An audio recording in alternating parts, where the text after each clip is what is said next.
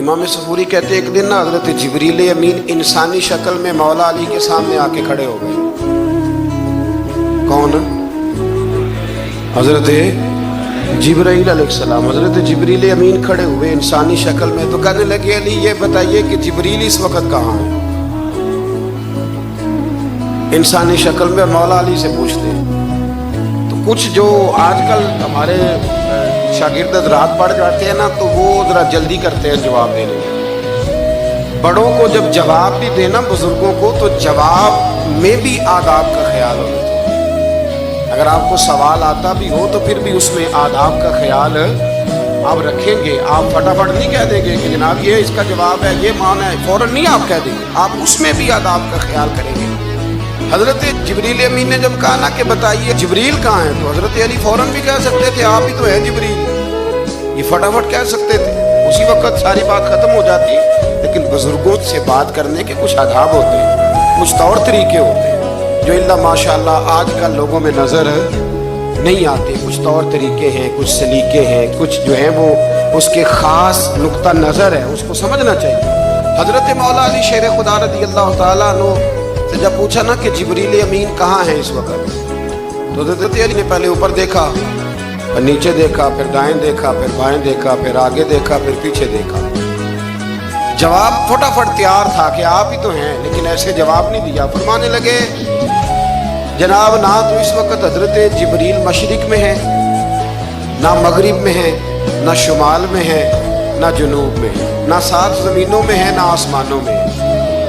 پھر بھی یہ نہیں کہا کہ آپ جبریل ہیں۔ فرمانے لگے بھئی زمینوں آسمانوں مشارق مغارب میں تو کوئی نہیں، تو یا آپ جبریل ہیں یا میں جبریل ہوں، دونوں میں سے ایک ہے۔ تو حضرت جبریل امین مسکرائے، فرمانے لگے نہیں آپ تو علی ہیں، جبریل تو میں ہی ہوں، آپ علی۔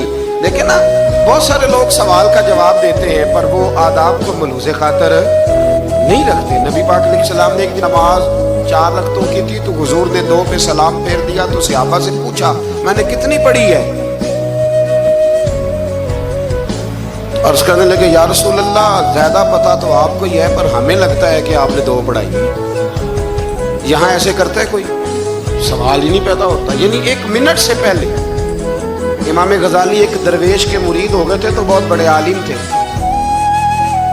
آپ کو پتہ ہے عالم آدمی کا مرید ہونا اللہ ہی خیر کرے کسی کرامت سے کم نہیں ہوتا، بڑا مشکل ہوتا ہے۔ وہ کسی کی غلامی کرے وہ بڑا مشکل ہوتا ہے، مطلب کٹھن ماحول ہوتا ہے۔ تو امام غزالی بیعت ہو گئے، تو مرشد نے پہلا وظیفہ یہ بتایا کہ کسی پر اپنے علم کا اظہار نہ کرنا۔ اپنے علم کا اظہار، آپ اس کو آسان وظیفہ سمجھتے ہیں؟ یعنی علم ہو بھی تو بندہ اظہار نہ کرے، بد ہضمی ہو جاتی ہے، بد ہضمی ہو جاتی ہے، نیند نہیں آتی۔ 2-4 لفظ جو بندہ پڑھ کے آتا ہے نا، اس کو تو نیند نہیں آتی کہ میں پڑھا لکھا ہوں تو میں بتاؤں نا۔ تو حضرت علی شیر خدا کرم اللہ تعالیٰ وجہ الکریم کے وہ آداب سے مجھے یہ بات یاد آئی کہ امام غزالی کے شیخ نے کہا علم کا اظہار نہ کرنا یہ پہلا وظیفہ ہے۔ شیخ شہاب الدین سہروردی کہتے ہیں مجھے میرے ماموں حضور غوث پاک کے پاس لے گئے تھے، تو جاتے ہوئے میرے رستے میں خیال آ رہا تھا میں الحمدللہ خود پڑھا لکھا ہوں،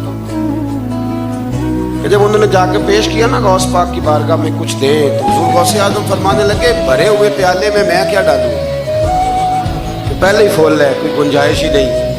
تو فرماتے ہیں پھر میں اگلی دفعہ گیا تو غرور علم کو توڑ کے گیا، پھر میں غوث اعظم کی بارگاہ میں بیٹھا تو اللہ تبارک و تعالیٰ نے پھر مجھے جھولی بھر کے خیرات عطا فرمائی۔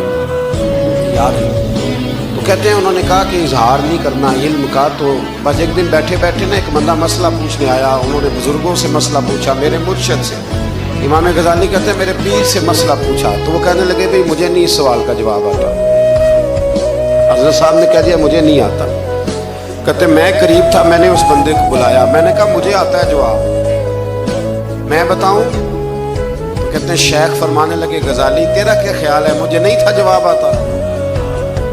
یہ تو تجھے آزمانے کے لیے انکار، تیری ابھی میں نہیں نہ گئی تو کوئی نہیں میاں، پھر ابھی تو رستے میں ہی رہے گا۔ فٹافٹ لوگ کہتے ہیں ہم ایسی لاکھوں کتابیں قابل ضبطی سمجھتے ہیں جن کو پڑھ کے بیٹے باپ کو خبتی سمجھتے ہیں۔ ایک بات یہ کہ ان سے محبت کرنی ہے، دوسری بات یہ کہ ان کی سیرت. پہلی بات زندگی میں ادب بڑا کیا مولا علی شیر خدا، بڑا ادب کیا. حضرت علی کہتے ہیں میں نے نبی پاک سے ایک سوال پوچھنا تھا تو میں نے 14 دن انتظار کیا. یعنی سوال جو ذہن میں آ جائے تو نمبر پاس ہوتا ہے، تو 14 منٹ انتظار ہوتا ہے، میں نے تو گھنٹے کا ہی نہیں. یعنی 14 منٹ بھی بندے انتظار سوال ہی پیدا نہیں ہو. اور اگر پیر صاحب فون نہ ریسیو کرے تو وہ متکبر ہے، اگر وہ فون نہ اٹھائیں تو پھر یہ ہے کہ اب دین کی بات کس سے پوچھیں جی ہم، پھر ہمارے پاس فلسفہ ہے. کہتے میں نے 14 دن انتظار کیا. کیا؟